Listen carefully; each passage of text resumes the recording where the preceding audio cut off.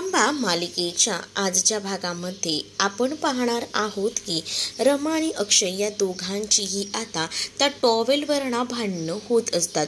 म्हणजेच काय तर तो ओला टॉवेल आरोहीने मुद्दामून बेडवर ठेवलेला असतो, जेणेकरून रमा अक्षयमध्ये छोटी मोठी का होईना भांडणं व्हायला हवी असंच वाटत असतं. आणि त्यासाठी त्यांनी हे प्लॅनिंग एकदम छानपणे केलेली असतं, म्हणजेच पार्वती आजी आणि त्याचसोबत आरोहीने मिळून. आता रमा आणि अक्षय त्या टॉवेलवरना भांडत असतात. रमाचं असं म्हणणं असतं की तुम्ही जे काही आतापर्यंत संस्कार आरोहीवर केले आहेत ना, ते थोडेफार चुकीचे केलेले आहेत. म्हणजे बघा ना, तुमचंच बघून ती आता हे टॉवेलसुद्धा बेडवर ठेवायला लागली आहे. ती जर माझ्यासारखी असली असती ना, तर तिने खरंच ते बेडवर टॉवेल ठेवले नसतं, पण हे सगळं तुमच्यामुळे होतंय असं देखील आता ती म्हणू लागते. अक्षय आता तिच्यावर चिडूनच बोलत असतो की असं तू का म्हणते आहेस, आणि हे सगळं बोलणारी तू आहेस तरी कोण? मुळात आहेत ना, या सगळ्या गोष्टी ना अशा पद्धतीने घडत असतात ना की त्यावरूनच ना अक्षयला खूप मोठा धक्का जो काही आहे तो आता बसत असतो. आणि अक्षय जो आहे तो रमाकडे एकटक पाहत असतो. तर इकडे आता रमा विचारत असते आणि म्हणत असते की थांबा, आपण आहे ना काय खरं आणि काय खोटं हे आपण आरोहीलाच विचारूया. आरोही बघूया कोणाची बाजू घेते ते. मी ना आता हे टॉवेल मी सुकत घालते. अक्षय म्हणतो की राहू द्या, मी घालतो सुकत. आणि असं बोलून त्या दोघांमध्ये त्या टॉवेलसाठी बाचाबाची होते. आणि त्यानंतर मात्र आता टॉवेल घेण्यासाठी दोघंही जण गेलेली असतानाच अचानकपणे दोघंही जण एकमेकांच्या मिठीत पडतात. दोघंही जण जेव्हा एकमेकांच्या मिठीत येतात ना, तेव्हा आता दोघांची नजर काही हटत नसते. कंटिन्यू दोघंही जण एकमेकांकडे बघत बसतात. तर इथे मात्र अक्षयच्या हाताला स्पर्श झालेला असतो रमाच्या हाताचा, त्यामुळे अक्षयच्या अंगावर शहारे आलेले असतात. आणि अक्षय जो आहे तो एकटक रमाकडे पाहू लागतो. आणि त्याच वेळेला आता रमा कशी बशी का होईना स्वतःला सावरत हळूच उठू लागते, कारण तिलाही माहिती आहे की आपण या सगळ्यामध्ये जास्त वेळ गुंतून चालणार नाही. आणि म्हणूनच ती आता अक्षयकडे पाहत असते. अक्षय तिच्याकडे पाहत राहतो आणि त्यानंतर तो सुद्धा स्वतःला सावरू लागतो. तर आता रमा पुन्हा एकदा उठत असताना रमाचा हात तिथे असणाऱ्या त्या टॉवेलला अडकतो आणि रमाला उठायला सुद्धा त्रास होत असतो. पण रमाना कशी बशी उठते. तर दुसरीकडे मात्र आता अक्षय हा रमाला बोलत असतो की रमा, मला माहिती आहे की तुला असं वाटत असेल की मी माझ्या मुलीवर संस्कार करायला चुकलो आहे, पण तू तिला विचारू शकतेस की मी तिला सांगितलेलं आहे कुठे टॉवेल वगैरे ठेवायची. तर आता इकडे दुसरं प्लॅनिंग सुरू असतं, म्हणजे आता त्या दोघांनाही एकत्र कसं आणायचं. मग आता त्या दोघांचे ठरत असतं, म्हणजे आरोही आणि पार्वती आजीचं, की या दोघांना बाहेर पाठवायचं. म्हणजे कसं या दोघांनाही बाहेर पाठवलं ना की आपला हेतू जो काही आहे तो साध्य करता येईल. आणि यासाठी मुळात आहे ना त्या दोघांनाही बाहेर पाठवायचं ठरत असतं. पण हे दोघंही जण तयार होतील का, ही सुद्धा चर्चा रंगलेली असते. म्हणजेच काय तर ही दोघं आपलं ऐकणार नाहीत आणि स्वतःचंच खरं करणार, ते नाही ऐकणार आहेत. आणि हे सगळं काही आता आरोही बोलत असते. पण आरोहीला आता पार्वती आजी जी आहे ती समजावते आणि म्हणत असते की आपण आहे ना असंच गुगली टाकून बघायची, मग बघ सगळं काही आपल्या मनासारखं होतं की नाही. ते काही झालं ना तरी तुझ्या पापांना एकत्र फिरायला पाठवायला हवं आणि त्याचं काम तूच करू शकतेस, असं देखील आता इकडे आता पार्वती आजी बोलत असते. तर दुसरीकडे रमा आणि अक्षय ते टॉवेल घेऊन ना बाहेर आलेले असतात. आणि टॉवेल घेऊन बाहेर जेव्हा येतात ना, तेव्हा मात्र आता पार्वती आजी मुद्दामूनच आता म्हणत असते की काय झालं आहे तुमच्या दोघांचं. त्यावर रमा म्हणत असते की बघा ना पार्वती आजी, ह्यांनी ना हिला बरोबर वाईट सवयी लावून ठेवलेल्या आहेत, म्हणजेच चांगल्या सवयींना हिला काहीच नाही. आता ही ओलं टॉवेल तिथे पडलं होतं, काय गं आरोही, हे ओलं टॉवेल तूच टाकलं होतंस का? त्यावर मात्र आता आरोही म्हणते की नाही गं आई, खरं तर ना मी नाही टाकलं होतं, ते बाबानेच ठेवलं होतं. मला तू जसं सांगितलं आहेस ना तसंच मी करत असते, असं काहीसं ती रमाची बाजू घेऊनच बोलू लागते. आणि जेव्हा ती रमाची बाजू घेऊन या सगळ्या गोष्टी मांडते ना, तेव्हा मात्र आता अक्षयची बोलती बंद होते. अक्षयला ती म्हणते की बाबा, मला आईने सांगितलं आहे ना, मी तसंच करणार आहे. आणि असं बोलून ना ती मात्र आता सुनावू लागते. आणि हे सगळं बघूनच ना खूप मोठा धक्का जो काही आहे तो अक्षयला बसतो. अक्षयला ती म्हणते की बाबा, ही स्पर्धा तर आम्ही जिंकलेलो आहोत, म्हणजेच काय तर मी आईची तर बाजू घेतली, आईने मला शिकवले म्हणून हे सगळं मी बोललेले आहे. मग यामध्ये तुला शिक्षा तर व्हायलाच हवी. एक काम कर, तू ना आईला आणि मला घेऊन ना बाहेर जा, म्हणजे कसं तुझी शिक्षा जी आहे ती माफ होऊ शकते, असं देखील आता म्हटलं जात असतं. आणि जेव्हा या सगळ्या काही गोष्टी बोलल्या जातात ना, त्यामुळे आता अक्षय म्हणत असतो की नाही नाही. मग आता आरोही म्हणत असते की बा तर हरला आहेस ना, मग तुला तर ऐकावंच लागणार आहे माझं. म्हणजेच काय, मला असं वाटतं की आम्हा दोघींना तू बाहेर फिरायला घेऊन जावं, पण ही गोष्ट ना अक्षयला खटकत असते. म्हणून अक्षय ना डायरेक्ट नाही म्हणतो आणि रागारागाने तिकडनं निघून जातो.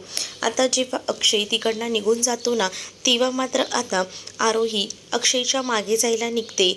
आणि त्याच वेळेला आता रमासुद्धा आरोहीला अडवायला जात असते. म्हणजेच तिला सांगत असते की राहू दे, जर बाबांना यायचं नसेल तर आपण दोघीही जाऊ शकतो, म्हणूनच ती तिला अडवायला जाणार असते. पण आता पार्वती आजी जे असतात ना, त्या मात्र रमाला थांबवतात आणि रमाला म्हणतात की ए मुली, नको जाऊस, त्यांना त्यांचा वेळ दे, त्यांना त्यांचा मी टाईम दे. ते दोघीही बापलेकांचं ना काही ते करायचं आहे ना ते करू दे, म्हणजे रमा गेली तर पुन्हा प्रॉब्लेम्स नको ना. म्हणूनच आता पार्वती आजीने थोडं का होईना थांबवून रमाला ठेवलेलं असतं. दुसरीकडे आता अक्षय जो आहे तो रूममध्ये येतो, तर आरोही त्याच्या मागे येते. आरोही जेव्हा त्याच्या मागे येते ना, तेव्हा आरोही त्याला सांगत असते की बाबा, ए बाबा, ऐकणारे प्लीज ना, मला आणि आईला बाहेर घेऊन जा ना फिरायला. तसंही तू हरलायस ना, मग तुला तर हे करायलाच हवं ना. चल, आम्हाला दोघींना घेऊन जा. मग इथे मात्र आता अक्षय ऐकायला तयार नसतो. तो डायरेक्टली आरोहीला नाही असं म्हणत असतो आणि तो तिला समजावत असतो. पण दुसरीकडे मात्र आता तो म्हणत असतो की बघ बाया, काय आहे ना की बाकी समाज काय बोलेल नाही याचा विचार मी जरा जास्त करतो. कारण तुझ्या आईमध्ये आणि माझ्यामध्ये आता तसं दुसरं अंतर कोणतंही नाही आहे, नातंही नाही आहे. त्यामुळे मग आपण असे बाहेर पडणं बरोबर नाही आणि ते बरोबर दिसणारही नाही, आणि त्यासाठी मी या सगळ्या गोष्टी टाळतोय, असं देखील अक्षय जो आहे तो आरोहीला सांगून समजावत असतो. मग आता हे सगळं काही रमाने ऐकलेलं आहे. मग रमा हे सगळं ऐकते आणि तिथे येऊन बोलू लागते की हां, म्हणजे तुम्हाला बाहेर दुनियाचा पडलेला आहे, दुनिया काय विचार करते या सगळ्या गोष्टींचा विचार तुम्ही करताय, तर अच्छा असं आहे का. मग ठीक आहे ना, म्हणजे मला असं वाटलं होतं की तुम्ही आपल्या मुलीचा विचार करता, पण जर तुम्ही करत नसाल तर ठीक आहे. म्हणजे आपण दोघं एक मित्रमैत्रीण म्हणून तर एकमेकांसोबत वेळ तर घालवू शकतो ना, आपल्यामध्ये जरी कोणतीही नातं नसली तरीसुद्धा. आणि तसंही तुम्हाला चांगलंच माहिती आहे की आपल्याला लोक काय बोलतील याचा विचार करण्याचा कधीपासून तुम्ही करायला लागला आहात. म्हणजे याआधी तर मी असं ऐकलं नव्हतं, पण आता तुम्ही ह्या लोकांचा विचार का करताय हेही मला कळू दे, असं देखील आता रमा जी आहे ती अक्षयकडे पाहून बोलू लागते. त्यावर आता अक्षय काहीच बोलत नाही. तर आता बाबा, तुला चालणार नाही आहे का, माझी रमाई तुझी मैत्रीण झालेली, आणि तुलाही माहिती आहे ना फ्रेंड्स तर असायलाच हवे ना, तुम्ही दोघं फ्रेंड्स झालात तर मलाही आवडेल.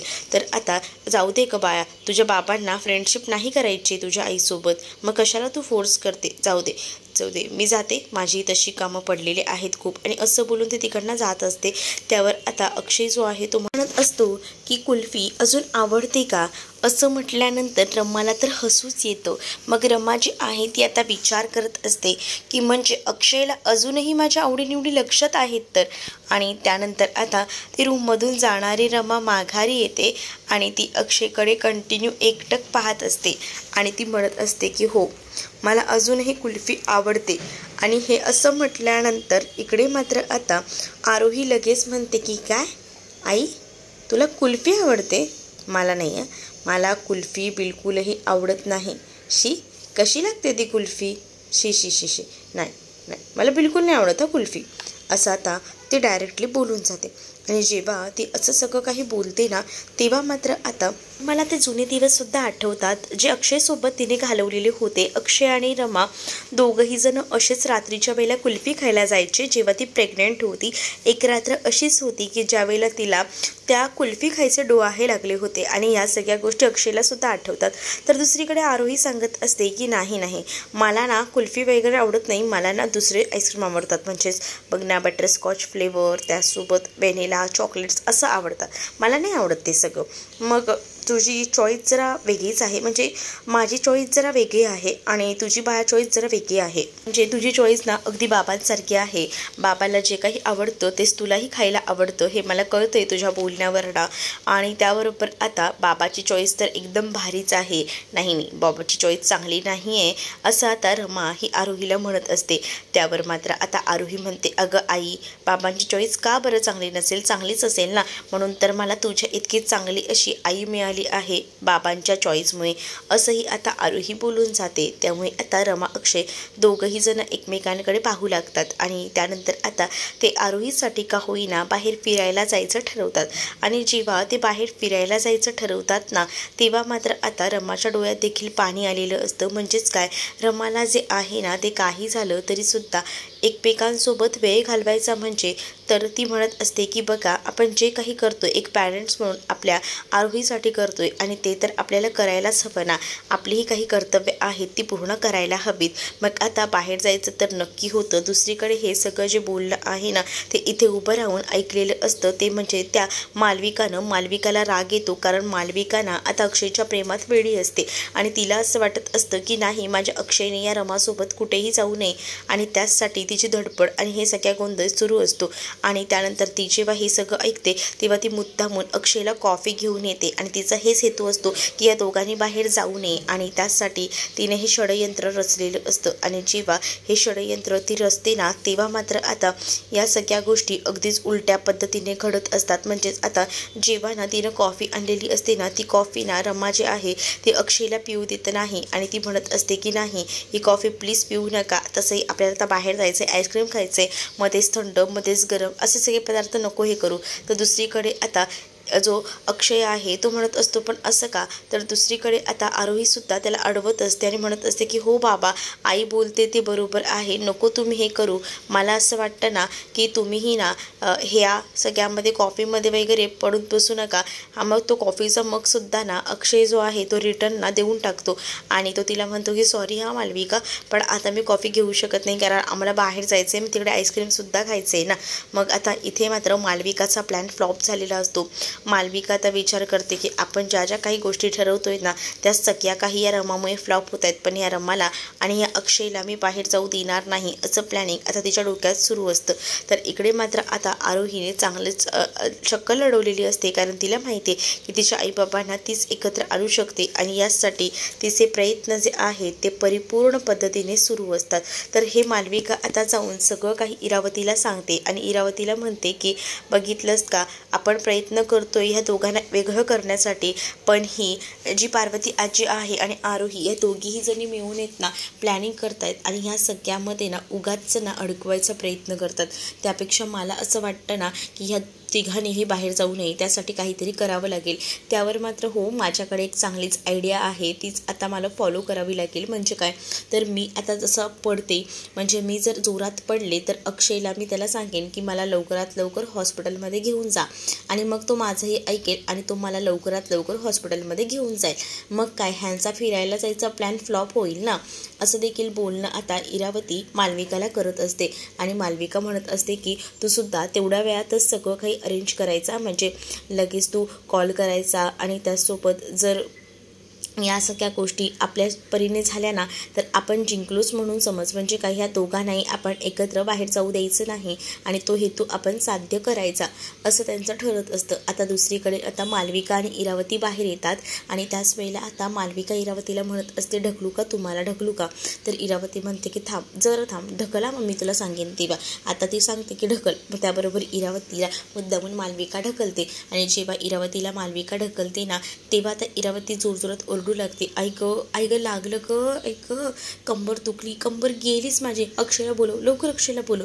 आता अक्षयला बोलवण्यासाठी ती बोलत असते, तेवढ्यातच ती पार्थ आणि त्याचसोबत ताराला सुद्धा आवाज देऊ लागते आणि म्हणत असते की दुखतंय, खूप दुखतंय, मी पडली, कंबर गेली माझी, असं ती आता मुद्दामूनच बोलत असते. तिथे आता सगळेजण जमलेली असतात, पार्थ त्याचसोबत तारा आता तिकडे आलेली असतात आणि म्हणतात की काय झालं आहे, एवढा कसला त्रास होतोय, काही प्रॉब्लेम झाला आहे का, असं तसं आता ते विचारत असतात.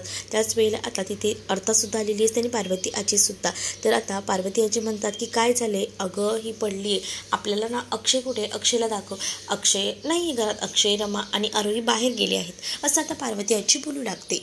तर मालविका आणि त्याचसोबत जेव्हा इरावती प्लॅनिंग करत होत्या ना असं पडायचं वगैरे, हे सगळं ना इरावती आजीनं ऐकलेलं होतं आणि त्यामुळे इरावती आजीने पटकनच रमा अक्षयला जायला सांगितलेलं असतं आणि त्यामुळे रमा अक्षय तर बाहेर गेलेले असतात आणि सोबत आहे ना रमा अक्षयचा मोबाईलसुद्धा आता पार्वती आजीने घेऊन टाकलेला असतो, जेणेकरून इथे जी इरावती आहे ती काही प्लॅनिंग करून काही झालं तरी बोलवून घेणार हे तर माहिती होतं आणि म्हणूनच आता इकडे जेव्हा तो घरी गेला नाही आहे आणि त्याचबरोबर त्याला आता कॉल करून इथं बोलवून घे, जेव्हा इरावती मालविकाला सांगते तेव्हा मालविका लगेच अक्षयला कॉल करत असते, तर तो पुन्हा घरातच वाजतो. त्याबरोबर आता पार्वती आजी म्हणू लागते की अगं त्या दोघांना एकत्र जास्तीत जास्त वेळ मिळायला हवा ना, म्हणूनच आहे ना मी काही त्यांना बाहेर पाठवलेलं आहे आणि तेव्हा ना त्यांच्याकडे मोबाईलसुद्धा दिला नाही, म्हणजे कसं ते दोघंही जण जास्तीत जास्त तिथे विचार करतील ना, आणि म्हणूनच मी हा विचार केला की जाऊ दे, त्यांना तसंही उशीर होतोय आणि म्हणून मी त्यांना पाठवून दिलं आणि त्यांच्याकडे मोबाईलही नाही आहे. याचं कारण तेच आहे,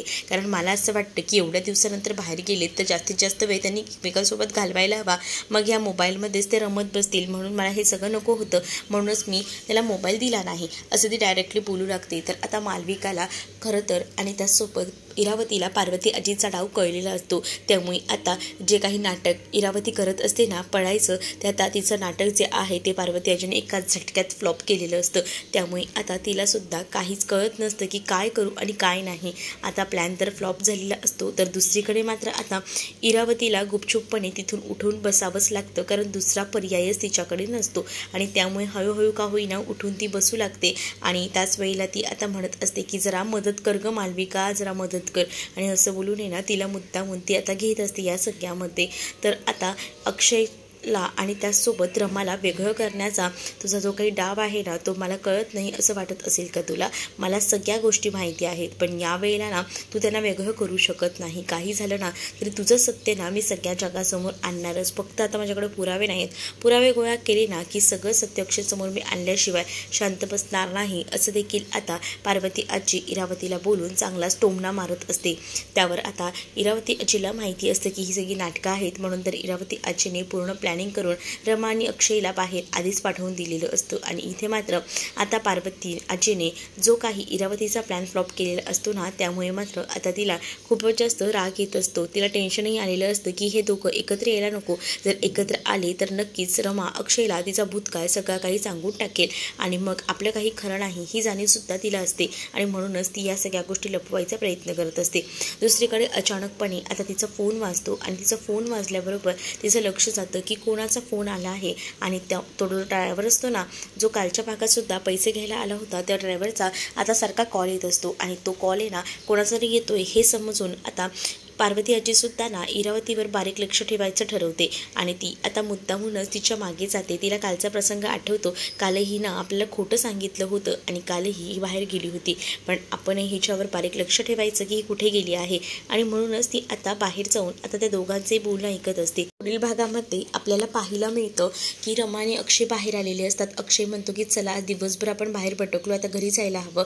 त्यावर रमा म्हणते की आपलं आईस्क्रीम अजून बाकी आहे, आपण आईस्क्रीम पार्टी करूया आणि मग घरी जाऊया. आरोही आणि त्याचसोबत आता रमासुद्धा अक्षयच्या अगदी डोक्यावरच बसलेले असतात आणि त्यामुळे आता अक्षयला त्यांचं ऐकावंच लागत असतं आणि अक्षय जो आहे तो बोलत असतो की बरं ठीक आहे आईस्क्रीम खाऊया, शांत हो जरा, शांत हो, असं बोलून तो आरोहीला शांत करत असतो. तर इकडे मात्र आता पाहायला मिळतं की जी इरावती असते ना तिला आता त्या माणसाला भेटत असते आणि त्याला म्हणत असते की तुझ्याकडे जी ऑडिओ आहे ना ती मला दे आणि त्याचे पैसे मी तुला देईन. आणि हे सगळं बोलणं जे आहे ना ते पार्वती आजीने ऐकलेलं असतं. पार्वती आजी बाहेर येते आणि म्हणत असते तुझ्याकडे जी ऑडिओ आहे ती तू मला दे, मी तुला डबल पैसे देते आणि तुला मी डबल पैसे देईन तेव्हा माझं काम झालं पाहिजे, काही झालं तरीसुद्धा. मग तो म्हणतो की ठीक आहे मी सांगेन त्या पत्त्यावर या, मी तुम्हाला देतो, असं तो आता बोलू लागतो. तर तुम्हाला हा भाग कसा वाटला हे नक्कीच मला कमेंटमध्ये सांगा.